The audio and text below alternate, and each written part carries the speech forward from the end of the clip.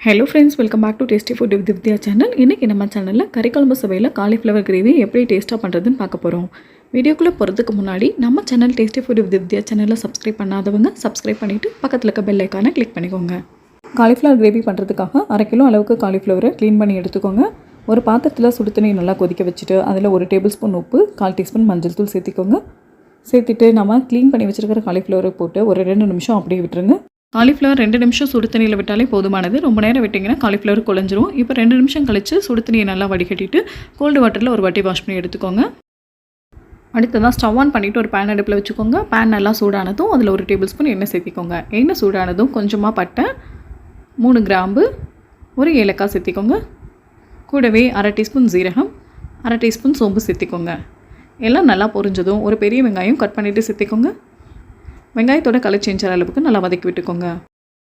வெங்காயம் வதங்கிட்டு இருக்கும்போதே 10 to 15 பூண்டு சேர்த்திக்கோங்க. இது கூடவே இஞ்சியை கொஞ்சமாக கட் பண்ணிவிட்டு சேர்த்திக்கோங்க. கொஞ்சமாக புதினா தலை சேர்த்திக்கோங்க. எல்லாத்தையும் சேர்த்து நல்லா வதக்கி விட்டுக்கோங்க. இப்போ எல்லாம் நல்லா வதங்கிருச்சு. இது கூடவே நல்லா பழுத்த தக்காளி 2 எடுத்துகிட்டு கட் பண்ணிவிட்டு சேர்த்திக்கோங்க. தக்காளியோட தோல் சாஃப்டாகி மசிஞ்சு வர அளவுக்கு வதக்கி விட்டுக்கோங்க. இப்போ தக்காளி நல்லா வதங்கிடுச்சு. இப்போ ஸ்டவ் ஆஃப் பண்ணிவிட்டு ஆற வச்சு ஒரு மிக்ஸி ஜாருக்கு ட்ரான்ஸ்ஃபர் பண்ணி ஃபைன் பேஸ்ட்டாக அரைச்சி எடுத்துக்கோங்க. அடுத்ததாக ஸ்டவ் ஆன் பண்ணிவிட்டு ஒரு பேன் அடுப்பில் வச்சுட்டு அதில் 1 டேபிள் ஸ்பூன் எண்ணெய் சேர்த்திக்கோங்க. எண்ணெய் சூடானதும் ஒரு பச்சை மிளகாயை கட் பண்ணிவிட்டு சேர்த்திக்கோங்க. கூடவே ஒரு மீடியம் சைஸ் பெரிய வெங்காயத்தை கட் பண்ணிவிட்டு சேர்த்திக்கோங்க. வெங்காயம் நல்லா பொரிஞ்சு கலர் சேஞ்ச் ஆகிற அளவுக்கு நல்லா வதக்கி விட்டுக்கோங்க. வெங்காயம் நல்லா வதங்கினதும் நம்ம அரைச்சி வச்சுருக்கிற பேஸ்ட்டை சேர்த்திக்கோங்க. இது கூடவே 1 டீஸ்பூன் குழம்பு மிளகாய்த்தூள், 1/2 டீஸ்பூன் கரம் மசாலா, 1/2 டீஸ்பூன் தனி மிளகாய்த்தூள் சேர்த்துட்டு எண்ணெயிலே ஒரு 2 நிமிஷம் நல்லா வதக்கி விட்டுக்கோங்க. நம்ம பேஸ்ட் அரைச்ச மிக்ஸி ஜாரில் கொஞ்சமாக தண்ணி சேர்த்து அலசிட்டு அதையும் சேர்த்திக்கோங்க. இந்த ஸ்டேஜில் எந்த அளவுக்கு தண்ணி வேணுமோ அந்தளவுக்கு தண்ணி சேர்த்திக்கோங்க. இப்போ கிரேவிக்கு தேவையான அளவு கொஞ்சமாக உப்பு சேர்த்திக்கோங்க. சேர்த்துட்டு ஒரு 5 நிமிஷம் அப்படியே விட்டுருங்க. மசாலாவோட பச்சை ஸ்மெல்லாம் போய் நல்லா கொதிச்சு வரட்டும்.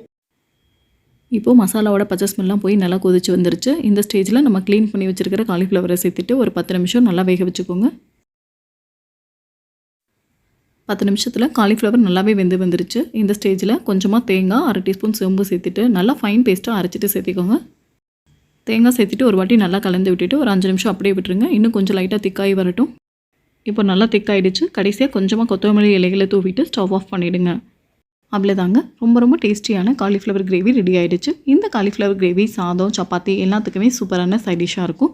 இந்த ரெசிபி உங்களுக்கு பிடிச்சிருக்கும் நம்புகிறேன். இந்த ரெசிபி உங்களுக்கு பிடிச்சிருந்ததுன்னா டேஸ்டி ஃபுட் வித் வித்யா சேனலை சப்ஸ்கிரைப் பண்ணுங்கள், லைக் பண்ணுங்கள், உங்கள் ஃப்ரெண்ட்ஸ் அண்ட் ஃபேமிலியோடு இந்த வீடியோவை ஷேர் பண்ணுங்கள். தேங்க்யூ ஃபார் வாட்சிங். Bye bye.